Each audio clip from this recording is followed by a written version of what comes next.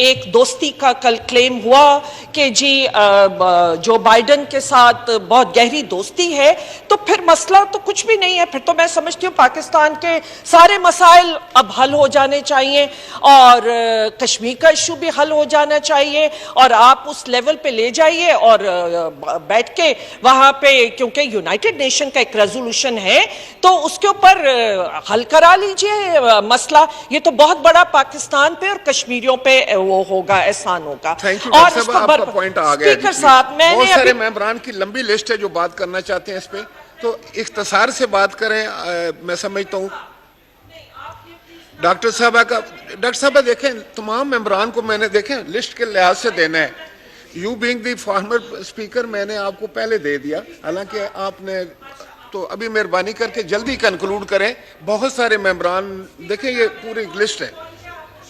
Doctor Fahmida साहबा का please conclude करें। जी स्पीकर साहब प्लीज ये रवैये मत कीजिए, मैं आपको बता रही हूँ, मैं भी किसी पार्टी की नुमाइंदगी कर रही अगर थी। एक मेंबर सारा टाइम कंज्यूम कर लेगा तो बाकी मेंबरान का हक मारेगा। नहीं जी, लीडर अगर कोई अपोजिशन पार्टीज हैं, आप लोग शायद बगैर अपोजिशन टाइम में अपना मुद्दा बयान करें। स्पीकर साहब मुझे अच्छा नहीं लगता, मुझे अच्छा नहीं लगता, मैं उस चेयर पे रही हूँ, लेकिन आप गवाह हैं कि 1.5 घंटे यहाँ लीडर ऑफ द अपोजिशन और अपोजिशन को, और आपका अपना मोटो है, आप उससे मुनारिफ हो रहे हैं, आपका मोटो है let the minority have it's से। अब 5 लोगों को भी आप बोलने नहीं देंगे। आपको बुरी लगी बात कि मैंने जो बाइडेन और आसिफ जरदारी साहब की दोस्ती की बात कर ली, तो ऐसा मत कीजिए। मुझे सिंध के इश्यूज की बात करनी है। डॉक्टर साहब सिर्फ ये कह रहा हूँ, आप स्पीकर हैं, फॉर्मर स्पीकर हैं, कि अगर हम इख्तिसार से करेंगे तो बहुत सारे मेंबरान जो हैं वो बात कर सकेंगे। मैं जानती हूँ स्पीकर साहब, आपको बैठना चाहिए, जितनी देर आप मेंबर्स को करेंगे आप बैठना चाहिए। मैं रही हूं इसीलिए मैं जानती हूं, इसीलिए मैं आपको एडवाइस दे रही हूं कि प्लीज अच्छी तरह चलाइए। और आपने बड़ा दिल किया, बड़ी अच्छी हमारी मीटिंग हुई बिजनेस एडवाइजरी में, और मैं उसके बाद ही हम आए, हमने कोरम के लिहाज से भी ये सोचा कि कोई इंपॉर्टेंट बात होगी। लेकिन आज बताइए कि जब फॉरेन मिनिस्टर साहब यहां स्पीच कर रहे थे, आपके पास कोरम था, आप कर सकते थे। आप उन बातों पर हमें मजबूर मत कीजिए। अगर हमारा एक भी मेंबर बैठा होगा वो आपका कोरम पॉइंट आउट कर सकता है। आपकी हुकूमत की जिम्मेदारी है कि वो इस कोरम को पूरा करे, हमारी जिम्मेदारी नहीं है।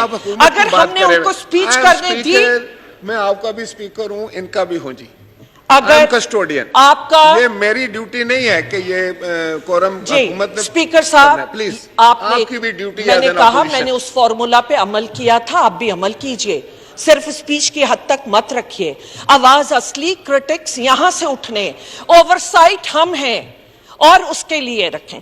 देखिए स्पीकर साहब प्लीज, ये बार बार इंटरप्शन जो है ये अच्छा मैसेज नहीं देती है। बोलने दीजिए, जैसे आपने अपने उस पे कहा let the minority have it से, आप बोलने दीजिए। और जितने अपोजिशन के अरकान हैं, अगर आपको रात के 12 बजे तक, मैं ये कहती थी कि मुझे अगर सारी रात भी बैठना पड़ेगा, अगर मेंबर्स नहीं थके तो मैं नहीं थकूंगी, मैं वहीं बैठी होती थी। और आप जरूर, या मैं मानती हूं किसी पार्टी के जाहिर स्पीकर होते हैं, लेकिन उसी पार्टी के इंटरेस्ट में होता है, हुकूमत के इंटरेस्ट में होता है कि अपोजिशन को बोलने दिया जाए। वरना यकीन मानिए आप एक दिन भी, हम 3 लोग सही, 1997 की असेंबली में हम सिर्फ 17 लोग थे और उसमें भी डिफेक्शंस हो गई थी। 17 लोगों, 2/3 मेजॉरिटी थी एक पार्टी के पास, और उसमें 3 खवातीन थी जो जनरल इलेक्शन करके आई थी। मोहतरमा बेनजीर भुट्टो साहिबा शहीद और उनकी वालदा बेगम नुसरत भुट्टो और मैं, जब वो एग्जाइल में चली गई, 1 साल में बीबी और उनकी वालदा एग्जाइल में चली गई, तो हम यहाँ पे 5 या 6 मेंबर्स होते थे। हमने अपनी अपोजिशन का पूरा रोल अदा किया था। प्लीज हमें अपना अपोजिशन का रोल अदा करने दीजिए। और जहां 14 साल से सिंध में आपकी हुकूमत है, मुझे एक सेक्टर बता दीजिए वहां तो हालात अच्छे होने चाहिए थे। वहां तो कम से कम एजुकेशन, हेल्थ, पानी, जो सूरत हाल है, जो इंटर बैराजेस नाइंसाफी हो रही है, उधर वो कौन देखेगा।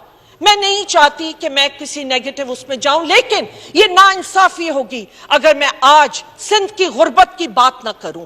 कहा जाता है खाली देख नहीं सकता कोई बच्चा खाली में। प्लीज मैं दावत देती हूं, रूरल सिंध में जाइए, आप अर्बन सिंध में चले जाएं, बच्चे बिलक रहे हैं प्यास और भूख से, बिजली की लोड शेडिंग से।